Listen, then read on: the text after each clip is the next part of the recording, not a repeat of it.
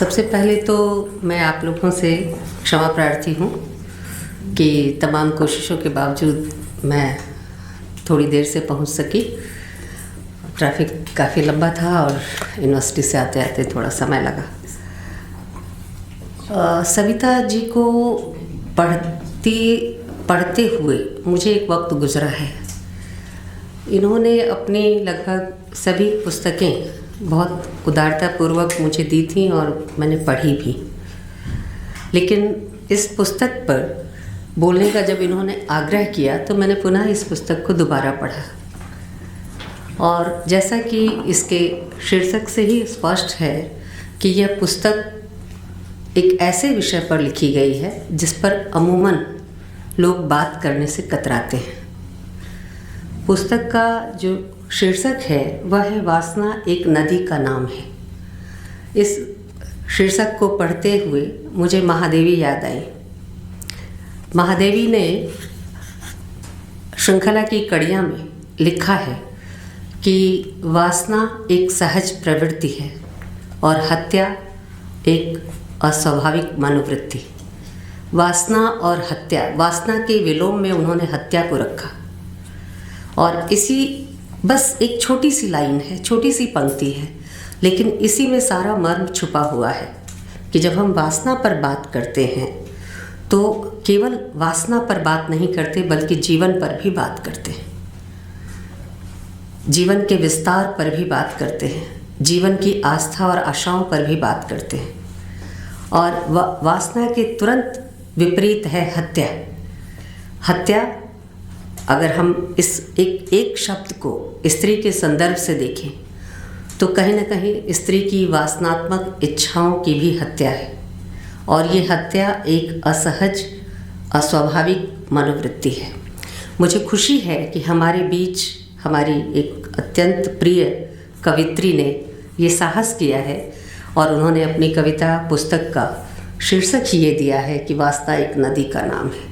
एक मेटाफर नदी का साथ साथ चल रहा है, वासना के साथ साथ। वासना एक मनोवृत्ति है, एक भाव है जिसको स्त्री के संदर्भ में भी और समाज और स्त्री के संदर्भ में, समाज स्त्री और पुरुष के संदर्भ में महादेवी कहती हैं कि वासना एक स्वाभाविक प्रवृत्ति है।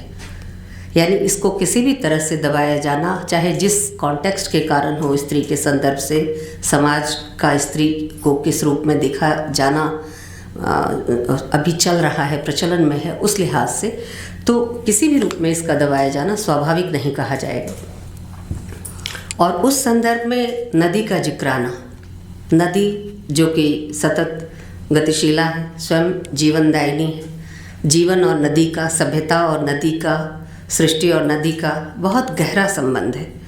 तो सविता जी की यह कविता पुस्तक अनेकार्थी है, बहुत सारे अर्थों को अपने में समेटे हुए है, और कई तरह की वासना के संदर्भों को एक नहीं, मुझे लगता है उलट पुलट कर, तार तार कर, खोल खोल कर, पता नहीं कितने संदर्भों के साथ जोड़कर इन्होंने रखा है। एक कविता है जिसमें वो कहती हैं कि काठ होती स्त्री, स्त्री काठ की हो गई है, और अगली ही पंक्ति में कहती हैं कि स्त्री काठ की एक दिन में नहीं हुई है। इस काठ का इस वासना से और इस गतिशीलता का, गतिशील नदी के बिंब से क्या लेना देना है?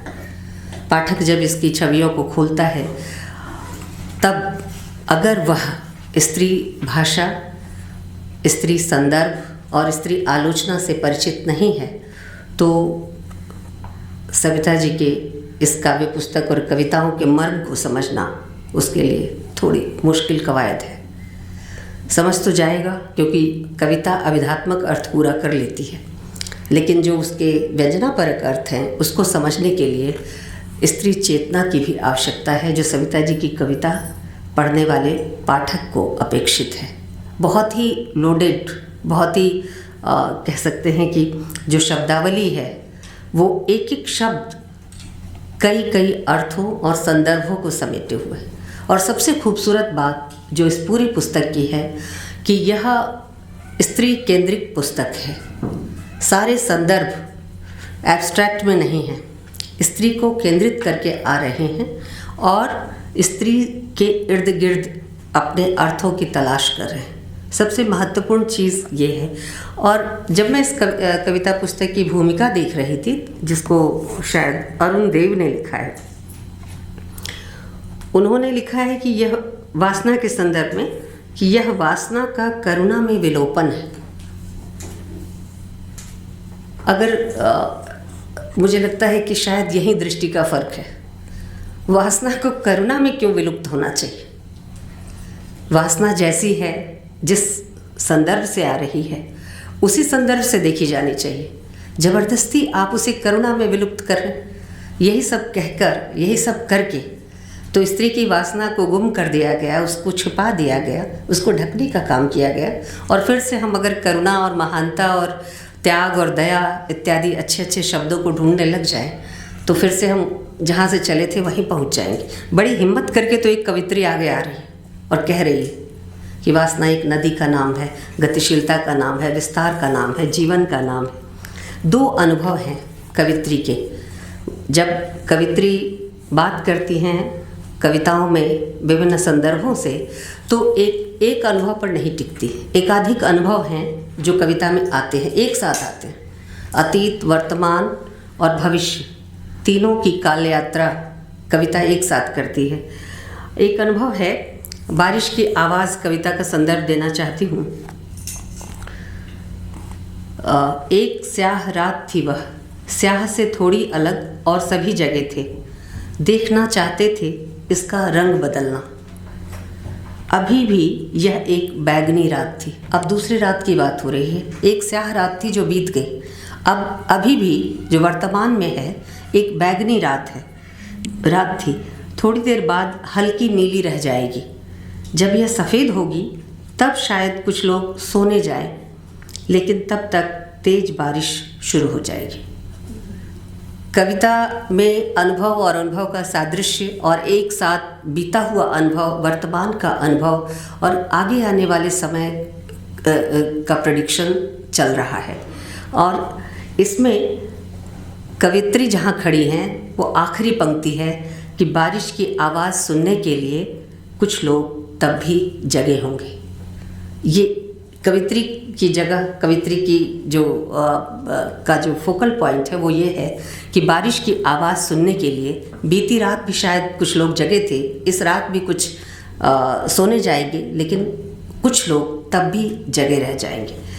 तो इस तरह से बहुत सारी कविताएं हैं जिसका जिक्र मैं करना चाहूँगी। एक कविता है दारुण समय, और इस कविता में कवित्री प्रेम के आने का जिक्र करती हैं कि प्रेम क्या सचमुच आया था। एक स्त्री विश्वास करना चाहती है कि प्रेम उसके जीवन में आया था, और वह स्वयं को विश्वास दिला रही है कि प्रेम आया था, तभी तो उसे इस तरह की अनुभूतियाँ हो रही है। और कहती है ये एक तिलिस्म की तरह है। प्रेम है और प्रेम के अनुभव को वह तिलिस्म के अनुभव के समतुल्य बताती है। कहती है कि अभी तक तिलिस्म टूटा नहीं, रात का विस्मय ज्यों का त्यों सुबह होने को है, पौ फट चुकी है, हवा देह से अब भी लिपटी है, प्रेम उसी के आलिंगन में अलसाई थिराई शिथिल, सोचती हूँ यह रात का असर है अब तक बचा हुआ। यह प्रेम सचमुच आया था मेरे लिए और मैंने नींद में ही स्वीकारा था उसे। एक आम स्त्री के जीवन में प्रेम का आगमन, उसकी अनुभूति, उसका संस्पर्श और उसका ठहरना, रुकना उसके जीवन में एक तिलिस्म की तरह ही है। उसको यकीन करने में वक्त लगता है कि यह वाकई प्रेम है या प्रेम का तिलिस्म है, यह सचमुच में प्रेम आया था या सिर्फ नींद में उसने ऐसा अनुभव किया। क्योंकि जीवन की जो जटिलताएं हैं और स्त्री के जीवन की जो जद्दोजहद है, उसमें इस तरह की अनुभूतियों के लिए बहुत स्पेस नहीं है। इसलिए तिलिस्म के अनुभव की तरह वो प्रेम के अनुभव की चर्चा कर रही हैं। इसी तरह से कुछ और चीज़ें जो मुझे बहुत अच्छी लगी, जंगल मन की चर्चा सुकृता जी ने की, वाकई वो कविता मुझे भी बहुत पसंद है। एक और कविता है जिसमें अजगर का बिंब है, लीला कविता। लीला कविता।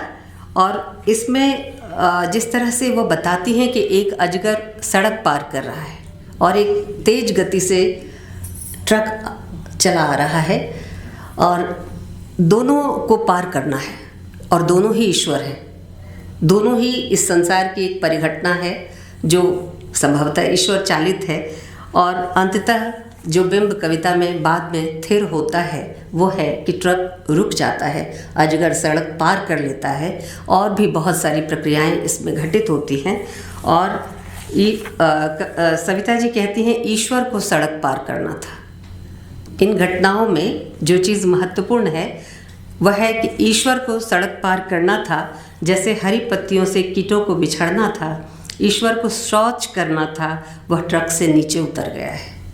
यहाँ तक कि ट्रक का जो ड्राइवर है शायद उसके लिए यह बिंब है कि ईश्वर को सड़क पर उतर कर शौच करना था और इसलिए वह ट्रक से उतर गया है, ट्रक रुका हुआ है। और यह सत्य है, मनुष्य कह उठता है जो यह सब कुछ ईश्वर की आँख से देख रहा था। जो आँख दी हुई है हमारे पास है वह भी शायद ईश्वर की ही दी हुई है। ये सारी एक चिरंतन लीला है जिसमें ये सारी परिघटनाएं चल रही हैं। यानी सविता जी जब बिंबों को तलाशती हैं, प्रतीकों को तलाशती हैं, तो एक गतिशील बिंब और प्रतीक उनके जहन में बराबर बने रहते हैं। और ट्रक का बिंब तो अपने आप वो कहती हैं कि जो गति है वो ट्रक है। अजगर बहुत सुस्ताया हुआ है, धीरे धीरे चल रहा है, लेकिन जो गतिशीलता है वो ट्रक है, घरघराहट है, वो तेज गति से आ रहा है। लेकिन दोनों गतियों को कहीं सम पर थिरना था, दोनों के काम होने थे। और ईश्वर को जो आगे कहती हैं कि ईश्वर को सड़क पार करना था, इस समय में ईश्वर को सड़क पार करना था। और यह एक तरह से पूरी ब्रह्मांड की जो छोटी छोटी घटनाएं हैं, बारिश का टपकना, बारिश की बूंदों का टपकना, पेड़ कटी हुई डालियों का जो ट्रक पर लदी हैं उनमें हरे कीड़ों का रहना और उन्हें भी गिरना है, सारी चीज़ें झरेंगी, गिरेंगी और फिर से कुछ नई चीज़ जन्म लेगी। यह एक प्रक्रिया है, एक प्रोसेस है और उस प्रोसेस में चीज़ें चल रही हैं, भावनाएं भी, अस्तित्व भी, संसार भी और मनुष्य भी। तो सविता जी की कविताएं, जैसा मैंने कहा कि इनकी कविताएं चेतना संपन्न कविताएं हैं। इनकी शब्दावली जो है वह स्त्री लेखन की राजनीति से भी, उसकी चेतना से भी लोडेड शब्दावली और कई अर्थों में स्त्री लेखन को समृद्ध करने वाली शब्दावली है। कविता की एक नई भाषा और नई जमीन है जिस पर बहुत बात किए जाने की ज़रूरत है। स्त्री की कोई अपनी अलग से भाषा नहीं होती, उसी भाषा को बरतती है जो समाज में है। लेकिन उन्हीं बिंबों को जब महादेवी इस्तेमाल करती हैं और जब सविता जी इस्तेमाल करती हैं तो उन बिंबों के अर्थ बदल जाते हैं। वासना पर, काम भाव पर बहुत लिखा गया है, हिंदी में तो भरा पड़ा है। छायावाद की पूरी मतलब चार जो महत्वपूर्ण नाम हैं उन सब ने वासना और काम पर लिखा है। आप कामायनी को याद कीजिए, निराला को याद कीजिए। निराला की एक कविता है प्रिय यामिनी जागी, और उसमें वो आखिरी पंक्ति आती है कि वासना की मुक्ति मुक्ता त्याग में तागी। तो ये जो वासना की जो मुक्ति है इस पर पुरुष कवियों ने, स्त्री कवित्रियों ने भी काफ़ी लिखा है, ऐसा नहीं है पहले नहीं लिखा गया।